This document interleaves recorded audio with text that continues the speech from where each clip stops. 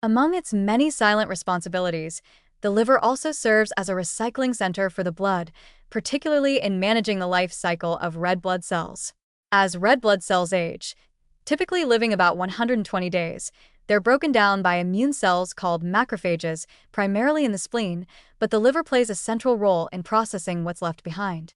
One key byproduct of this process is bilirubin, a yellow-orange pigment formed from the breakdown of hemoglobin, the oxygen-carrying component of red blood cells.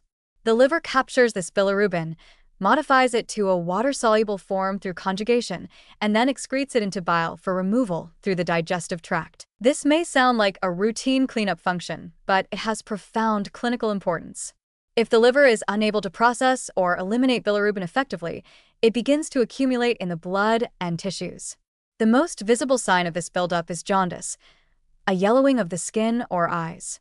While jaundice is often thought of as a symptom that appears late in liver disease, it can also be an early, subtle red flag that the liver is struggling.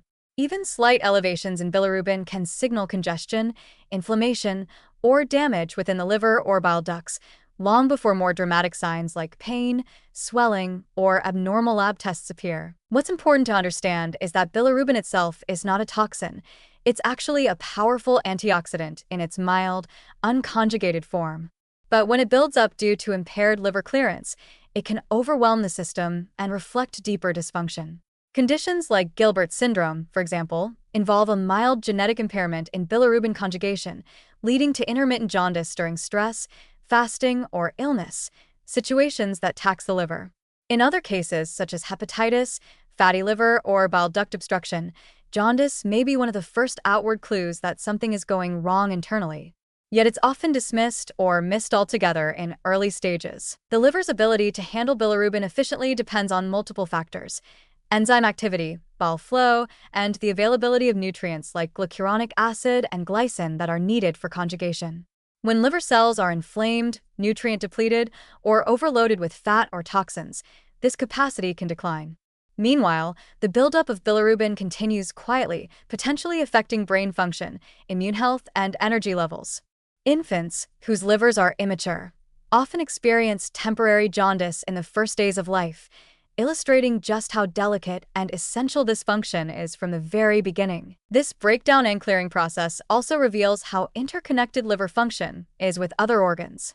The spleen, which flags and removes old red blood cells, relies on the liver to finish the job.